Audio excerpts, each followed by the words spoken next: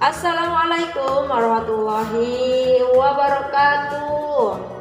Selamat pagi soleh-solehati semuanya. Apa kabarnya di hari ini? Alhamdulillah luar biasa, dahsyat, ajaib. Semoga soleh-solehati semuanya selalu ada dalam lindungan Allah Subhanahu wa Ta'ala. Soleh-solehah, apa kabarnya juga nih saumnya di hari ini? Masih full semuanya dong ya. Wah keren nih, masih semangat tentunya ya. Luar biasa kelas 5 ini ya. Semuanya keren-keren dan so pasti saumnya full semuanya. Amin ya soleh aku. Alhamdulillah soleh-solehah, bertemu lagi kita di hari yang ke-14 di bulan suci Ramadan. Semoga Allah Subhanahu wa Ta'ala senantiasa memberikan kesehatan kepada kita semuanya ya. Kekuatan dalam menjalaninya, keimanan yang semakin bertambah tentunya soleh-solehah, sehingga kita pantas mendapatkan predikat atau gelar sebagai orang yang bertakwa di sisi Allah. Amin. Nah, tahukah soleh-solehah, ketika kita sudah menjadi orang yang bertakwa di sisi Allah, maka apapun yang kita minta akan Allah kabulkan soleh-solehah. Apalagi nih di bulan suci Ramadan ini ya, kita harus banyak-banyak meminta, berdoa kepada Allah ya, niscaya atau pasti akan Allah kabulkan, karena doa orang yang berpuasa itu tidak akan tertolak ya soleh-solehah, atau cepat dikabulkannya oleh Allah. Nah soleh-solehah mau apa ya doanya sama Allah? Mau punya rumah mewah, mau punya banyak uang, atau mau HP yang tercanggih.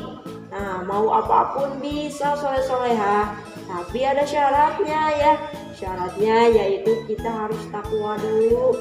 Nah, soleh-solehah tentunya sudah tahu kan arti dari takwa itu sendiri, yaitu melaksanakan yang diperintahkan Allah dan menjauhi apa yang dilarang oleh Allah. Seperti kita sekarang ini ya, sedang melaksanakan perintah Allah meskipun berat, menahan rasa haus dan lapar dari terbit fajar sampai terbenam matahari, tapi karena kita beriman dan bertakwa kepada Allah sehingga kita mampu dan kuat ya.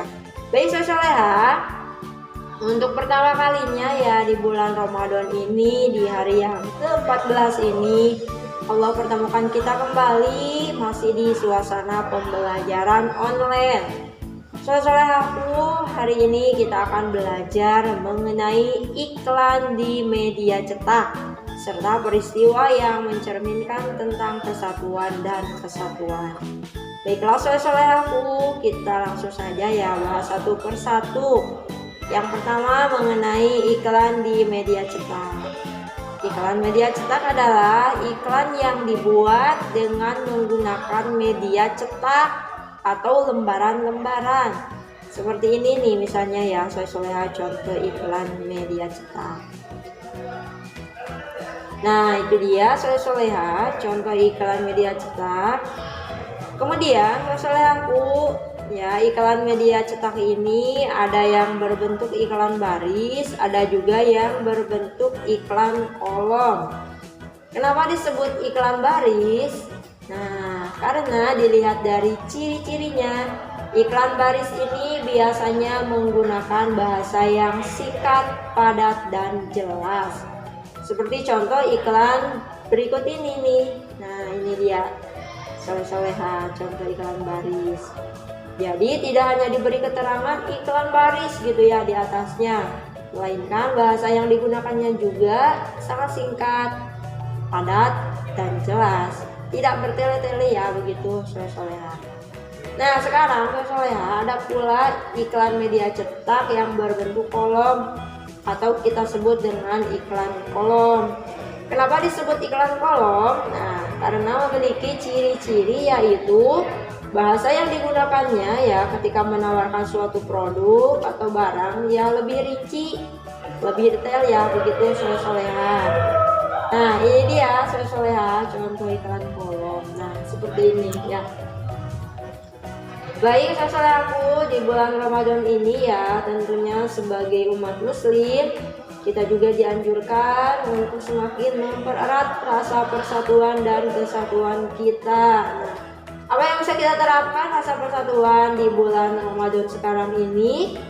Nah, soalnya ya, misalnya kita bisa berbagi dengan tetangga kita ya, atau saudara kita yang kurang mampu. Apalagi di bulan yang penuh berkah ini, pahalanya Masya Allah soleh-soleha berlipat-lipat.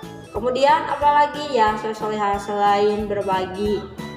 Ya, betul sekali, kita juga bisa dengan tolong menolong soleh-soleha.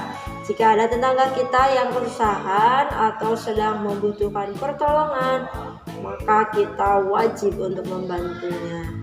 Selain itu juga soleh-soleha antar tetangga ya, kita diharuskan untuk saling menghormati ya, dan berkata atau berbicara yang baik atau sopan. Saling menghargai soleh-soleha nih, seperti apa misalnya soleh-soleha, jangan sampai karena ada perbedaan jumlah rakaat dalam taraweh nih sekarang misalnya ya, menjadikan kita saling permusuhan. Misalnya kita melaksanakan tarawihnya yang 23 rakaat sama sholat witirnya, sedangkan misalnya tetangga kita ada yang melaksanakan sholat tarawihnya 11 rakaat dengan sholat witir. Lalu kita olok-olok misalnya ya, atau kita anggap sholatnya tidak sah. Nah, maka itu tidak baik soleh-solehaku. Mau 11 rakaat ataupun 23 rakaat, dua-duanya adalah benar dan dua-duanya adalah baik. Yang salah tentunya adalah yang tidak melaksanakan sholat tarawih ya. Saya suka melaksanakan? Oh iya, tentu saja ya, setiap malam sholat tarawih ya. Nah, saya itu saja ya dari Ibu. Jangan lupa banyak beramal di bulan Ramadan ini. Sholatnya makin tertib, terutama sholat wajib. Nah, jangan sampai ya kita melaksanakan saum dari terbit fajar ya, atau dari selepas imsak misalnya sampai maghrib atau terbenam matahari, tapi sholat yang 5 waktunya masih ada saja yang ketinggalan ya.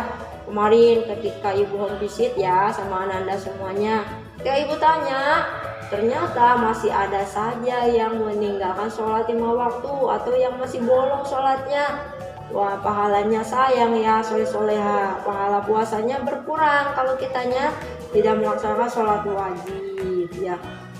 Nah, pahala puasa kita itu soleh-soleha ibaratnya sebuah ember misalnya ya, soleh-soleha coba bayangkan ember. Terus kita isi dengan air dari keran. Nah, banyak gak airnya? Tentu ya mengalir deras. Dan insya Allah ember tersebut akan terisi penuh. Nah, airnya itu adalah pahala puasa kita. Tapi kalau kitanya meninggalkan sholat, terutama sholat wajib, ibaratnya ember tersebut banyak yang bocor. Jadi pahalanya kemana? Ya nggak tahu tuh kemana perginya ya pahalanya, sehingga airnya itu jadi nggak ada deh ya. Percuma kita misalnya mengalirkan air dari keran sebanyak mungkin, tapi kalau sholatnya bolong-bolong berkurang pahalanya. Apalagi misalnya belum kitanya melakukan maksiat yang lain. Seperti apa contohnya? Misalnya ngomongin orang gitu ya, nggak kerasa, nggak gosip, makin berkurang lagi ya pahalanya. Semoga Allah menjaga kita dari perbuatan-perbuatan yang kurang baik sehingga bisa mengurangi pahala puasa kita ya soleh-soleha. Amin. Nah, soleh-soleha, selain itu juga kita juga diperkenankan untuk banyak berinfak atau sedekah ya, mengeluarkan harta kita yang punya dengan harta.